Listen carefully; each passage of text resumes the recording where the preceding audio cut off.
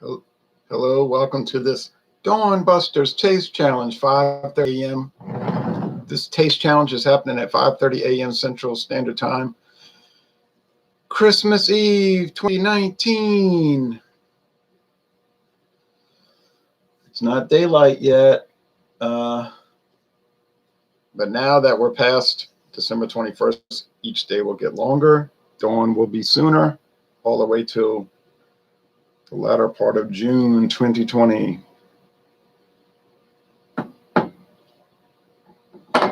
All right, what do we have here? We have Bellows Club Whiskey. You say Club Whiskey, eh? Yeah. Glare, right? Glare, sorry. This is the old label with the housefly on it.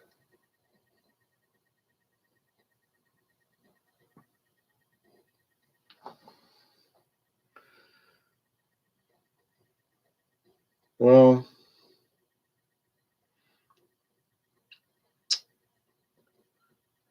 I was going to say maybe it's a bee, but it's clearly a housefly, so that makes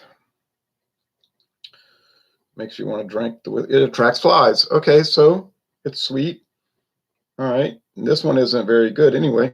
Blended and bottled at Frankfort and Claremont, Kentucky, under United States government supervision by Bellows and Company, an honored name since 1830. Well, not really Bellows. This bottle, which is from 1994, is my best guess, and I think I'm pretty accurate on this. And I paid for this 1 liter bottle at International Market. I think I paid $8.99. Figured, let me check it out. Club Whiskey. I've seen this at a Chinese restaurant, Chinese King. I saw it on the shelf in the bar, probably from the same year or so. This was when it was under Jim Beam. Now, Bellows was not a distiller ever. They were a wine merchant, and they had different brands with their name on it of possibly wine. They were a wine and liquor merchant, but for sure, straight Kentucky bourbon whiskey, blended, gin, rum, brandy, the whole gamut. But they contracted with other people to make their products for them.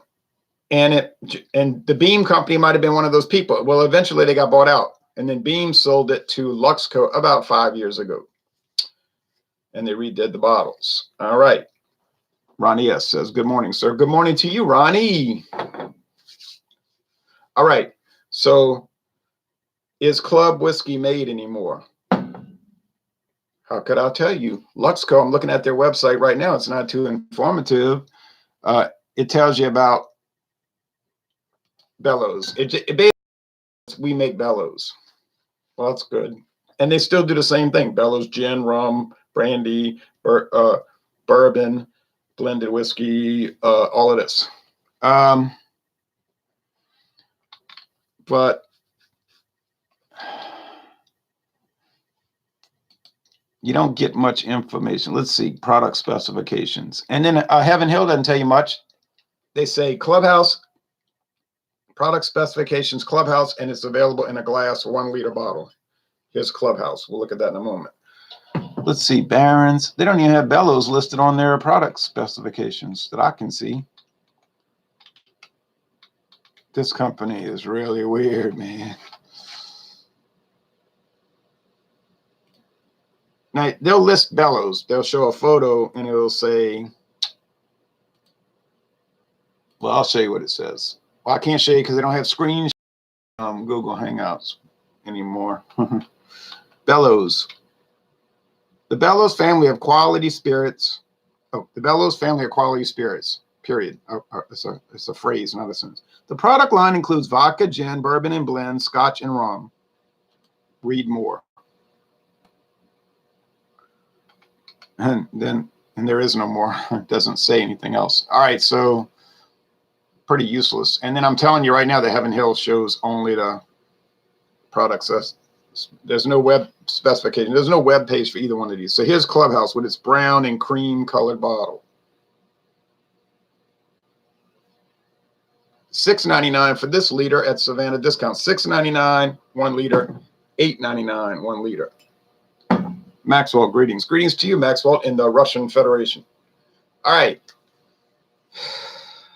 I'm going to tell you what's going to happen. I don't need a tag because these things have tags, but they don't need them because there's no way you're going to confuse Bellows with its kind of nasty taste. To me, the club whiskey's like not too good. The Bellows blended whiskey, which is now coming from Luxco. The one I bought is a new bottle. The other one, I got it the same day, $8.99 at the same place. That's a new bottle, not 25 years old like this one. And it's made by Luxco, and it seems fine. You know, it's like the typical American blended whiskey, just not too great, but not bad. Just kind of ordinary. So there's Clubhouse. Clubhouse is weird. I mean, I didn't even like it at first. At first, I was like appalled by it. You say, look how dark. Yeah, you can do that when you add caramel color. These are both aged at least 4 years. Now you say they aged them 4 long years and that's all they got? Yeah, that's all they got. Just ho-hum stuff. And I'm going to say nasty stuff. But kind of nasty. But it may be longer than 4 years. I'm saying they're at least 4 years old. But are they going to really spend 5-6 years in a barrel for less than $10 a liter liquor? I doubt that. This one is just gold, amber gold, gold amber. Because they're probably not adding color to it. That's probably the color it gets after 4 years in the barrel. But you'd never know it if they added color because they don't have to disclose that. With blended whiskey, you don't have to disclose if color's added. That's an option. You can, like Heaven Hill was very nice to tell us, but it's not necessary. All right.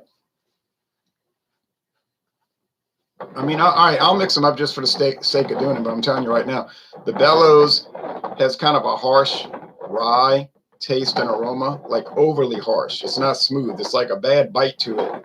I don't know if the Beam Company was trying to play a prank on their consumers, or if they just had a whole bunch of overhauled rye left over, you know, and they said, let's just dump it. Oh, into the Bellows Club whiskey. They won't notice. They're mixing it with 7-Up anyway. And that might be the case. The Clubhouse, it's like Heaven Hill said, let's take a bunch of plum wine and then a bunch of cocktail sherry and just sort of haphazardly blend it in there.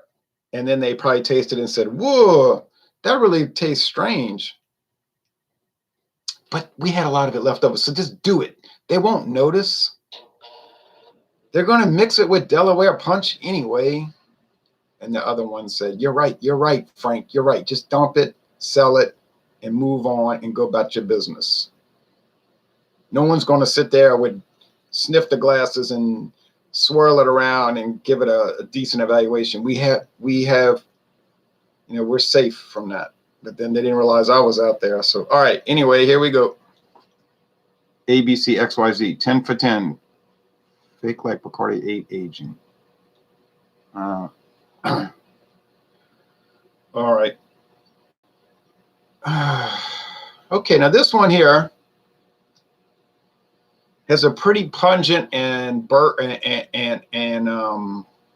bold, okay, pungent and bold whiskey aroma.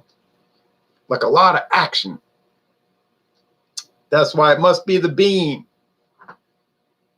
Because you ever poured a bottle of Jim Beam, you know, in a glass, some Jim Beam, and it's got that strong, whoo. And this has that sweetness, the flowers, the corn, sweet corn, you know, corn, candy corn. Whoo. And in the nose, it tickles like, whoo. And you can pick up a little of that rye spice. That's got to be the Beam. Now, here we go over here. Here we go over here. Okay, good English. Ha, ha, ha. Ha, ha, ha. That's an eye-opener. I mean, Which degreaser tastes the classiest? That's what we're about to find out. That's what we're about to find out. Well, I can tell you it's going to be the Clubhouse. Okay, so the Clubhouse is very strange. And at first I thought bad, but now I realize not. Merry Christmas, Jay. Peace. Same to you, Jack. All right. So Clubhouse. Compare instead of contrast. Compare. What are the similarities between Clubhouse and Club whiskey? Bellows Club. I would say practically no similarity. This one has a lot of wood. It is reminiscent of Jim Beam, maybe more so Beam's 8-Star, which is their blended whiskey. You know, Jim Beam is their Kentucky straight bourbon whiskey, but you can get Beam's, well, maybe you can get it. We can get it, not in this town, but in Metairie. Beam's 8-Star, which is only 2-year age. So they're probably taking very young Jim Beam, right? That maybe for whatever reason didn't come out right, or didn't look like it was going to come out right. Or then maybe it's fine. Maybe there's nothing wrong with it. Maybe it's just 2-year Jim Beam set aside and they grab it, blend it with the grain spirits, and they're off to the store. But this smells kind of like that. Is it the same? No, because that Jim Beam, the Beam's 8-Star does not have that strong rye hit. This smell, I don't know. I can't really describe it properly. You'd have to smell it. You know, this type of thing, like you could tell people what it's like, try to explain it, but if they're not smelling it, you can't really do a good job. It's almost like chutney. If you get that Cross and Blackwell chutney, which is sort of like a British marmalade type thing. And then if you've never had that, so it's even less of a chance that you could understand what I'm saying. It's very fruity, fruit, like marmalade. But I think, isn't chutney made with mangoes? It's like mango marmalade. Yeah, it's kind of like that. You say, but that doesn't sound like whiskey. I know, right? You said that sounds like some kind of aberration. I know that's what it is. It's not proper, but it's interesting. All right, now to taste time for what that's worth.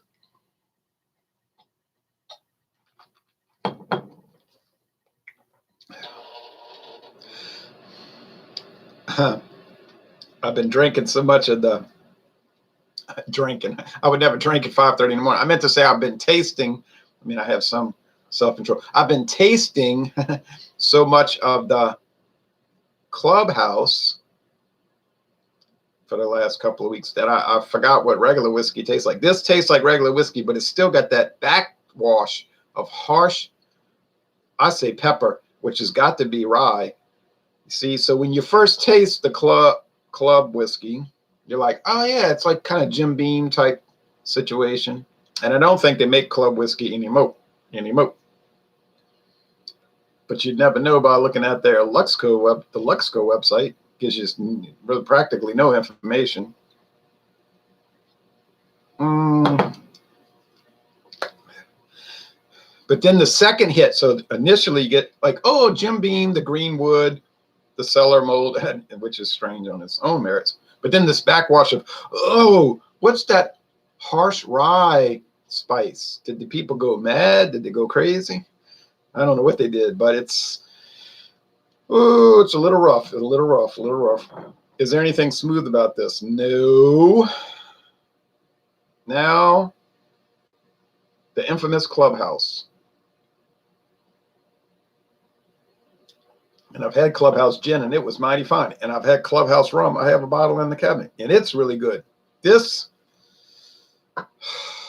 is questionable. Now I've developed a taste for it. I'll say that. I like the fruitiness, the chutney taste, the cocktail sherry plum wine thing. It just, I mean, I don't think whiskey's supposed to taste like that, you know. So it's sort of, like I say, an aberration. Be curious to see what the dang Clubhouse brandy tastes like now. Since I'm there, right? If you're there, you may as well continue to go. If you're walking down this wayward path, then people are saying, then carry on my wayward son. You know what I mean? Just keep walking down the path. You've already been on this carnival path, this carnival freak show, basically a freak show. So go ahead, get the brandy. It's only $6.99 for a liter. It's probably not going to taste right, but it might be interesting. And then after all, I did drink the Hartley 3 different times in reviews. The Hartley VSOP, not bad. The Hartley VS, not good at all. And the Hartley, just Hartley brandy. Tolerable. Yes, he should do a ski trip to the Swiss Alps. Obscure reference. Yeah, Blofeld be looking for me. And then I'd marry Tracy, and then we'd have all the time in the world. All right.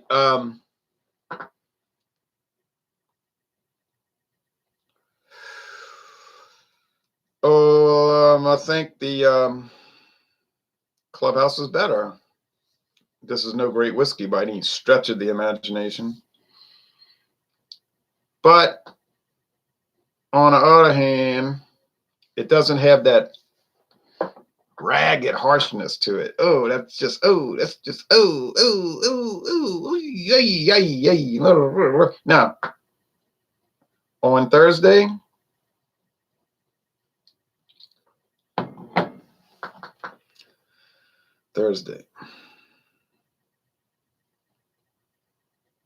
I don't think I can do it Thursday. It's too much. This week is all like off track because of holidays. Thursday, what am I going to do for Thursday? Think maybe after the Christmas events, I could do Thursday's taste challenge. That would be Christmas afternoon. I could probably do that because I'm not going to watch the NBA. I can't watch those games. Just run up and down the court and score. There's no defense. They don't even try to defend, really. It's just like casual. So I can't. I'll watch the Pelicans a little and I'll fall asleep. But mostly I can't stand college basketball. Yeah, I can watch that. I do watch it. I go to games, but the National Association, I just can't watch. Not to say I haven't been to many games, including the New Orleans Jazz in 1978, I believe it was, against the Seattle Supersonics. Oh, man. It was the same type thing, just Pete Maravich, woo, and the other guy, the ball-headed guy with the Sonics with the headband, woo, ring, woo, woo. So, yeah. All right, anyway, but when you're 8 years old or 10 years old, you just want the Jazz to get 110 points because they said if the Jazz get 110 points, everybody gets free French fries from Popeyes. So we all insisted, we got to go to Popeyes. The Webelows, we were the Webelows. So my father, who was the scout leader, said, we'll go. And we all showed our tickets and got free French fries. All right. But, wow, that thing is harsh. Whenever I do the Thursday examination taste challenge, which will probably be Wednesday, Christmas afternoon, depending, it's going to be regular Bellows, whiskey, just called Bellows blended whiskey. Yeah, that's going to win because it's kind of like smooth and decent and doesn't have too many exotic things, just kind of standard. So nothing to get excited about, obviously, but I think it'll beat this weirdo whiskey. Clubhouse. Ooh. Oh man, both of these are something else. She's good looking, man. She's something else. All right.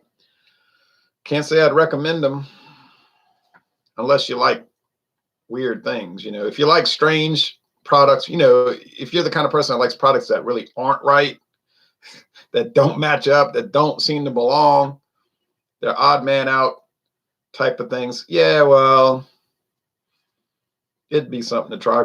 Plus, what are you paying? I mean, you can get both bottles for far less than $20. I mean, you can bring $20 to the liquor store, get both of these liter bottles, and come home with some change. So, of course, then you'd be stuck with them. But anyway, but like I say, if whatever your interest is. Then, exciting news. I think you might laugh. We've got the whiskey I posted this morning, the review, the Northern Lights. Northern Lights. Yeah. Against everybody else. So it's going to be the Northern Lights Canadian blended whiskey versus all the other Canadian whiskeys I own. And the Northern Lights did much better than I thought. I was kind of nervous when I tried it. I said, what's this stuff going to taste like? Kind of scared. But it tasted really good. So, and I bought 2 bottles and it only cost me, let's see, $14.74. True story, plus tax. $14.74 plus tax for 2 standard size bottles. That won't happen again. Or when Dixie was doing a closeout, I took advantage of it. So,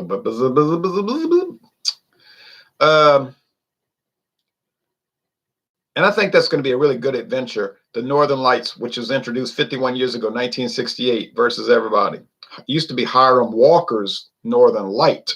Hiram Walker's Northern Light. But somehow, you know what I'm saying? It became somebody else's Northern Light, then somebody else's Northern Light, and then eventually Sazerac got a hold of it, and now it's the Northern Lights. It's strange how these brands will get passed around, but like Michelle Phillips. But that was cool. Sorry, I apologize. But anyway, I really like Canadian whiskey. People dog on it and talk about how trash it is, but I don't get that. I don't get that at all. And I think I will do a lot. I think I'm going to do many, many more exciting Canadian whiskey examinations. Oh, yes. Uh-huh. That's what's going to happen. And bourbon, yeah, I like it all right. I'm not bought into it as much as other people, though. Maybe my taste ability is sensitive. Like I'm picking up on all that cornbread and corn grits. It doesn't mask that too well. So, and being from the South, we eat a lot of grits, you know, so you get used to that taste. And so when I drink bourbon, I say, well, it's like liquid grits or something. I don't know. I know that sounds terrible to say it, but I do try to be honest on this channel, as risky as that is. And from what I found out, it's pretty risky. But anyway, so this was interesting, I guess. Get ready for not Thursday morning, so I guess it'll be Wednesday afternoon for the last of the American blendeds for a month or two. Probably got about 2 or 3 months. And then there is going to be a rum challenge later today, I'm pretty sure. If you want to watch some real shambles, watch Ron Pontalba, which was introduced in 1989, but actually is much older than that. Ron Pontalba is much older than 1989. That's when Ron Pontalba was introduced. It was retitled. Before that, it was called Pontalba Rum. Pontalba Rum. And I've seen ads from, it looked like the 1930s and 40s for Pontalba Rum. I said, ooh. Sazerac was making Pontalba Rum 80 years ago, but they call it Pontalba Rum. They wanted to make it sound more Latino, so they renamed it Ron Pontalba. So I said, ooh, I got to do some research. Now, that's it. So get ready for later on with the rum fiasco, because it's going to be Ron Rio, of all things. You say, oh, no, not Ron Rio. Oh, yeah, Ron Rio. I'm sorry to report. Thanks for watching this video production.